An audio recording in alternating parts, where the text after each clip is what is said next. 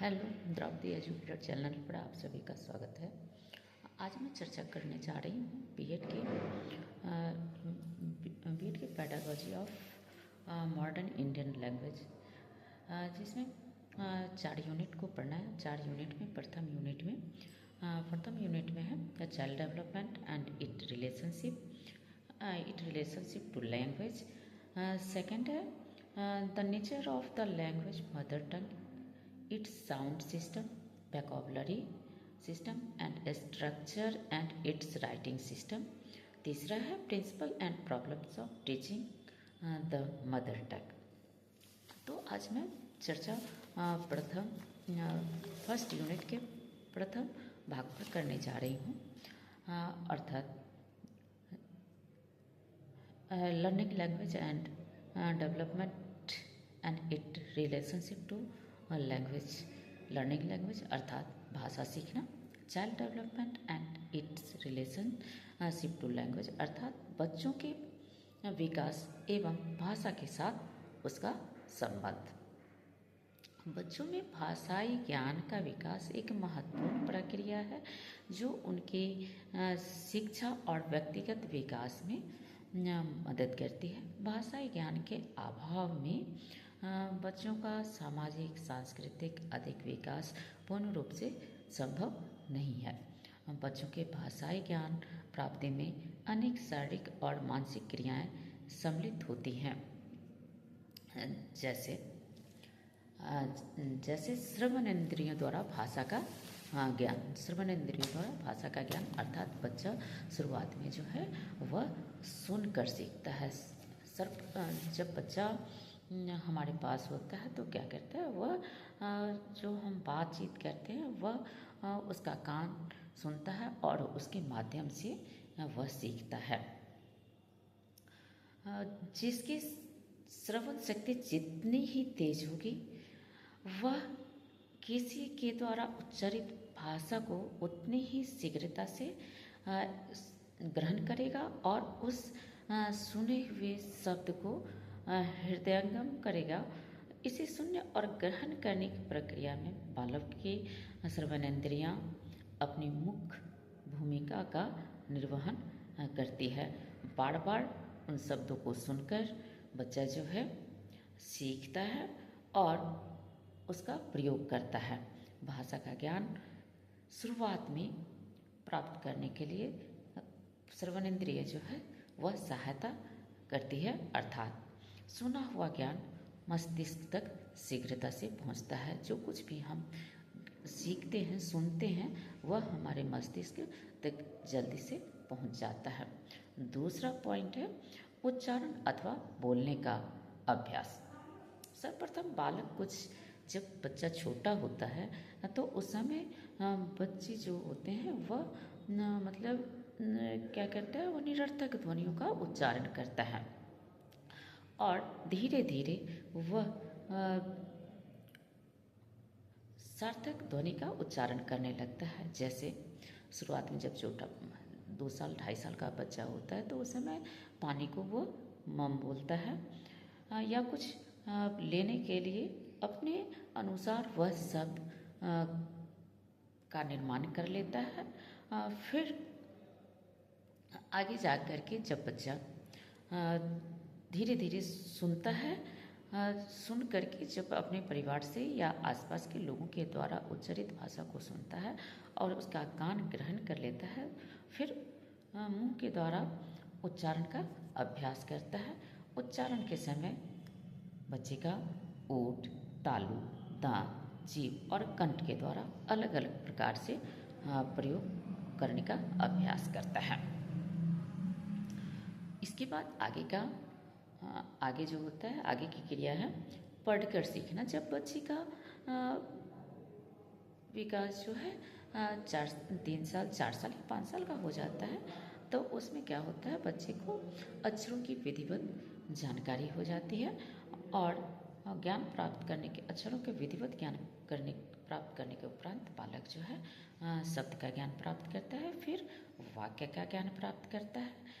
विभिन्न ध्वनियों के द्वारा एक निश्चित ज्ञान विभिन्न ध्वनियों के द्वारा निश्चित वर्णों का प्रतीक ज्ञान प्राप्त कर लेता है।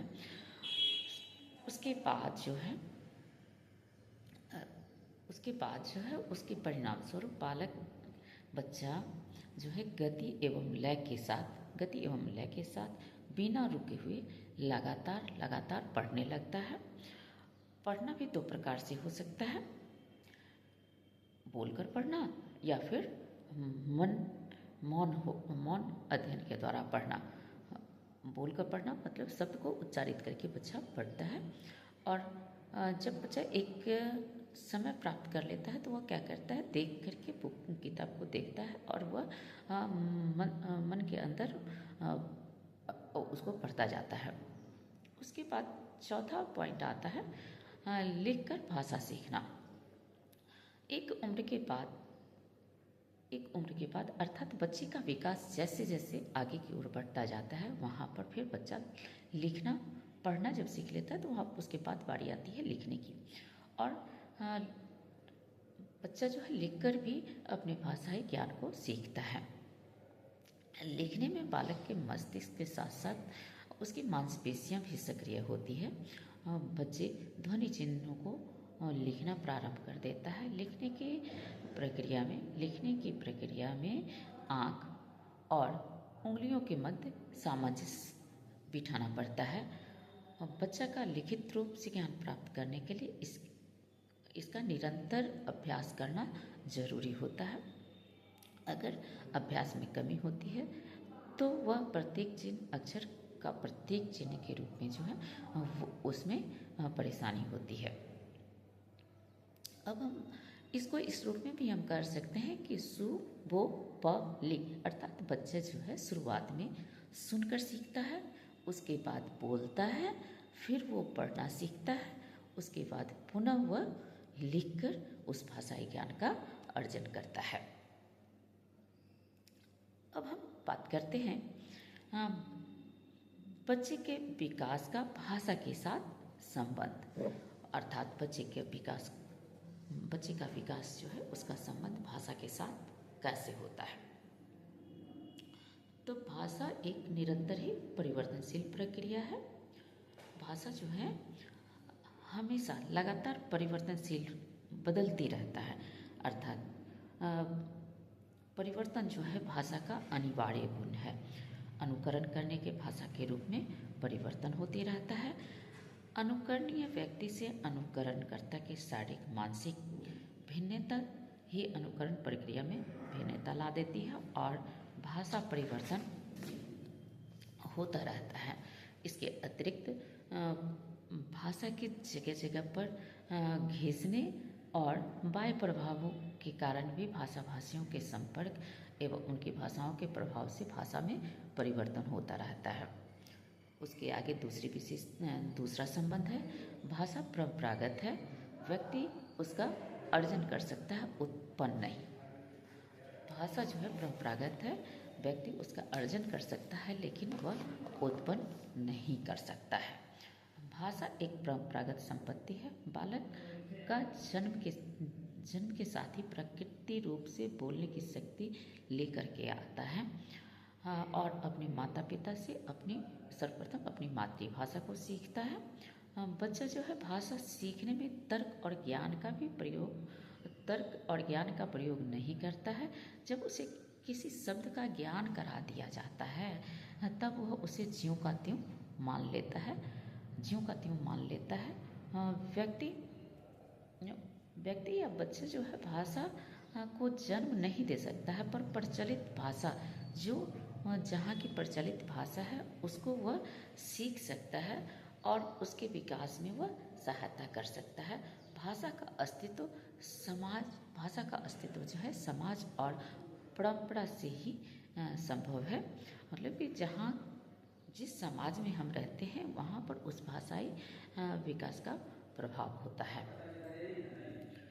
उसके बाद है भाषा स्वभावतः कठिनता से सरलता की ओर विकसित होती है। भाषा के विकास पर यदि हम नज़र डालें तो यह स्पष्ट हो जाता है कि भाषा कठिनता से सरलता की ओर प्रवाहित होती है। यह मानव स्वभाव है कि हम कम से कम प्रयत्न में अधिक से अधिक पाना चाहते हैं।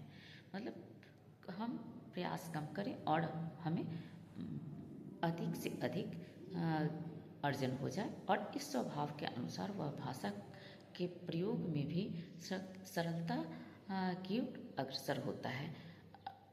मतलब जब बच्चा शुरुआत में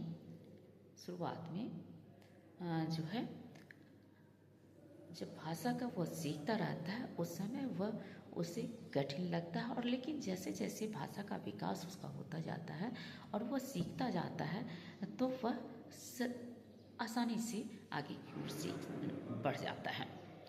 अब उसके आगे का पॉइंट पर हम बच्चे के भाषा विकास के साथ क्या संबंध है उसके हम आगे की ओर चलते हैं। भाषा संयोगा अवस्था से वियोगा अवस्था की ओर विकसित होती है। अर्थात आधुनिक भाषाओं के इतिहास के अध्ययन से सिद्ध होता है कि भाषा संयोग से वियोग की ओर अग्रसर होता है। संयोगा अवस्था का अर्थ है शब्दांशों या शब्द का संयुक्त रूप। संयोगावस्था अर्थात शब्द का संयुक्त रूप। जैसे संस्कृत संयोगावस्था की ही भाषा है, क्योंकि उसमें क्रियाएं संयुक्त रूप से होती है और विभक्तियां भी शब्द में ही संयुक्त रहती है।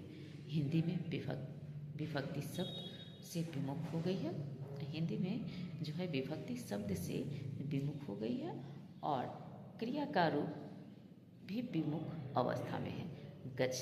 जैसे संस्कृत के एक शब्द को हम गच्छति को लेते हैं। यह संयोगावस्था का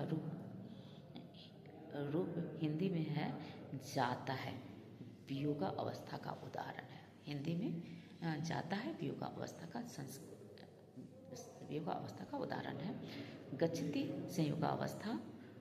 संयोगावस्था का रूप हिंदी में हो जाता है वियोग। हिंदी में जाता है वियोगा अवस्था का उदाहरण हो जाता है। अब आगे हम चर्चा करते हैं कि भाषा जो है अर्जित संपत्ति है, वह कोई पैतृक संपत्ति नहीं है। अर्थात कोई भी बच्चा भाषा सीख करके नहीं आता है, बल्कि जिस भाषाई लोगों के बीच में वह जन्म लेता है और जहाँ वह रहता है और जिस परिवार समाज में रहता है वहाँ से वह भाषा को सीखता है। इस जैसे यदि बच्चा मैथिली भाषाई लोगों के बीच में रहेगा तो वह मैथिली भाषा को सीखेगा। बच्चिका भाषाई लोगों के साथ रहेगा तो वह बच्चिका भाषा को सीखेगा। या यूँ कह लें कि बच्चा जो है जिस भाषाई लोगों के साथ में रहेगा तो वह उसी भाषा को सीखेगा। मतलब कि भाषा जो है वह अर्जित करता है, सीखता है, वह परंपरागत रूप से उसे प्राप्त नहीं होता है। कोई पैतृक संपत्ति नहीं है, बल्कि अर्जित संपत्ति है। और ज़रूरी नहीं है कि बच्चा जिस समाज में रहता है वही भाषा उसकी बन जाए।